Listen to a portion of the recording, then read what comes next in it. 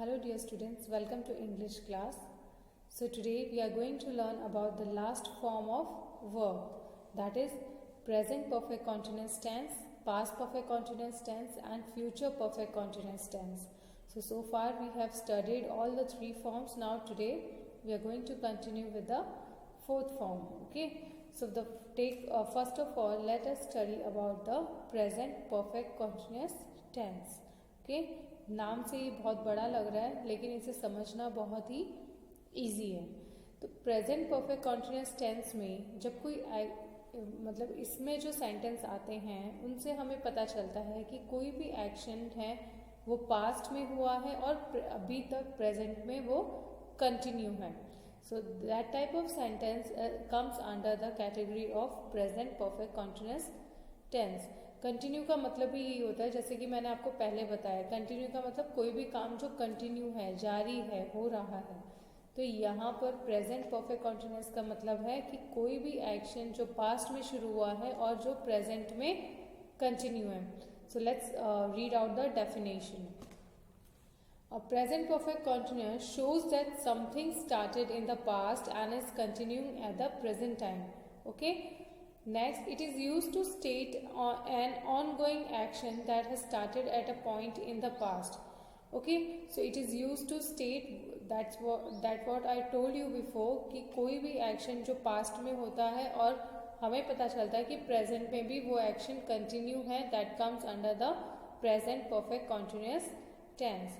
A time reference is used to show when the action started in the past and how long it continued.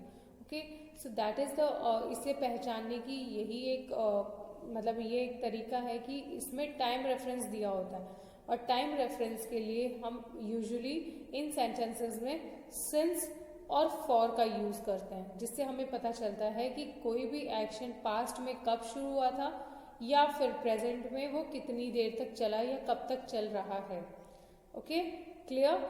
And the formula for writing this type of And the formula for writing this type of sentence is subject plus has or have been plus ing form of verb plus object plus time reference. Okay, it means सबसे पहले आपको subject mention करना है जैसे कि हर formula में आपने किया है.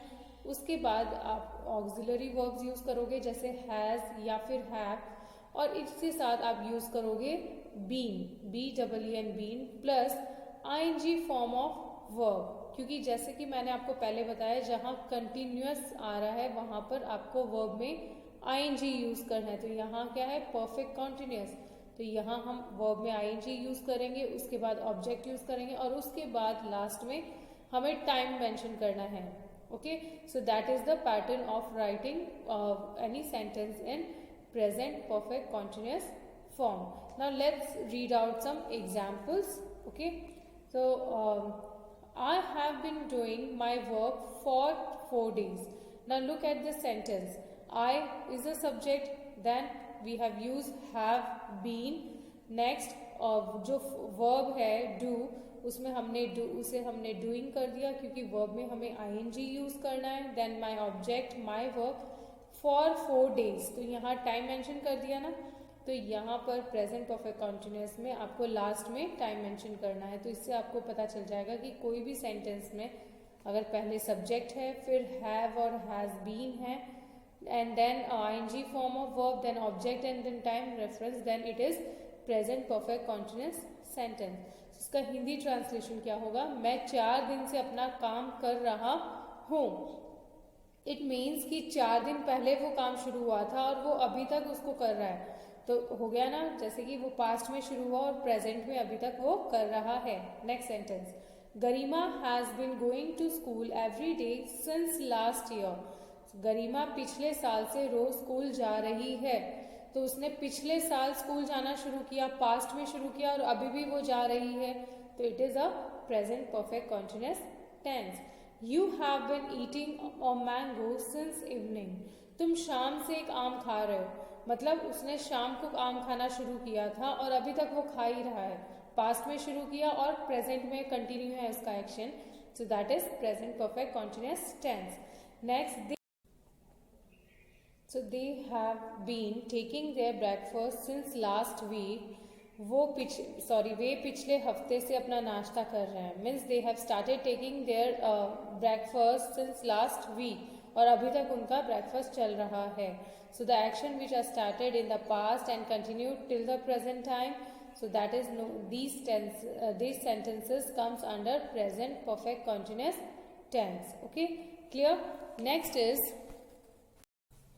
so the next is past perfect continuous tense. Now in this tense, the action which took place in the past continued in the past and completed at a fixed time in a past. It means past perfect continuous में कोई भी action जो है वो past में ही शुरू होता है, पास्ट में कंटिन्यू होता रहता है और फिर पास्ट में ही खत्म हो जाता है. प्रेजेंट में उसका कोई भी इम्प्लीकेशंस या सिग्निफिकेंस नहीं है. Understood? So the action which starts in the which took place in the past, continued in the past and completed at a definite time in the past comes under the past perfect continuous tense. Clear? So let's read out the definition. The past perfect continuous tense shows an action started in the past, continued up until another time in the past. This tense indicates something that began in the past, continued in the past and also ended at a defined point in the past. Okay, clear?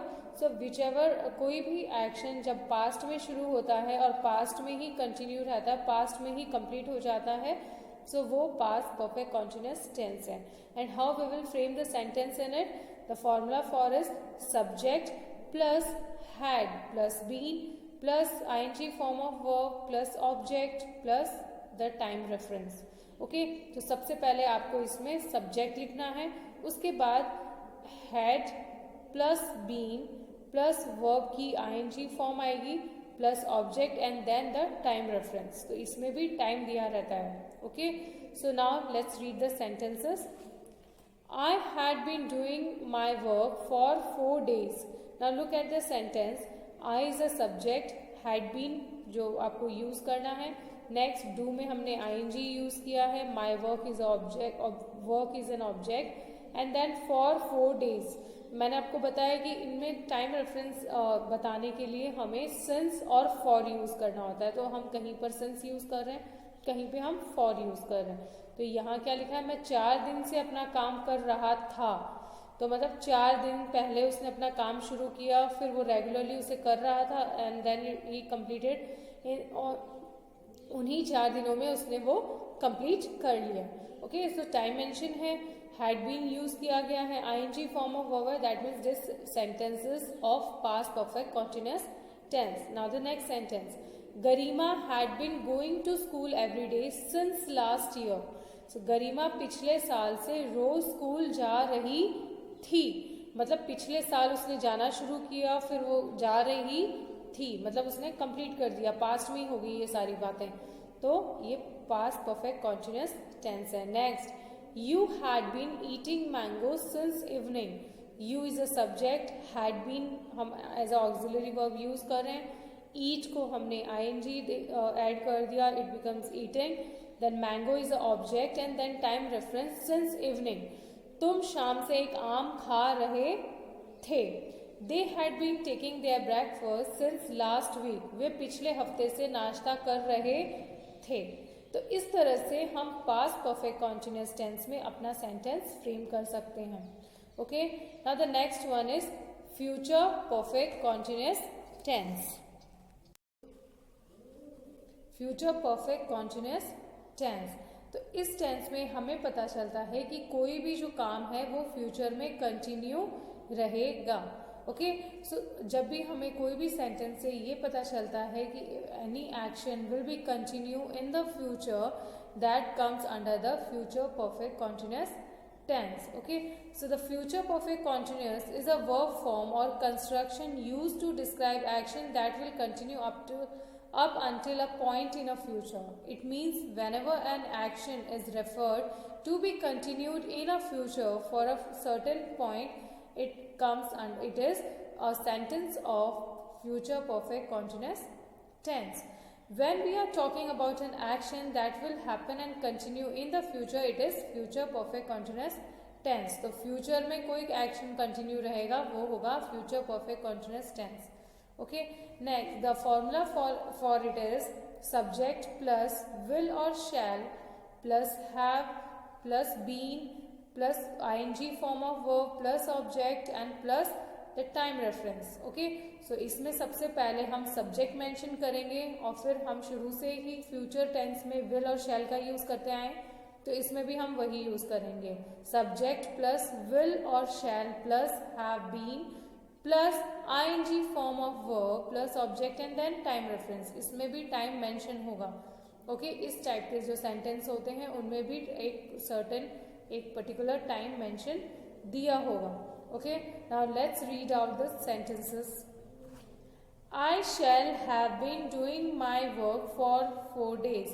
So here I is a subject and we have used shall have been, then doing, then my work for 4 days. Time is given. Okay, so मैं 4 दिन से अपना काम कर रहा हूँगा. Okay, next, Garima will have been going to school every day since last year. गरिमा पिछले साल से रोज स्कूल जा रही होगी. Next, you will have been eating a mango since evening. तुम शाम से अपना एक आम खा रहे होंगे. Okay, next, they will have been taking their breakfast since last week. वो पिछले हफ्ते से नाश्ता कर रहे होंगे.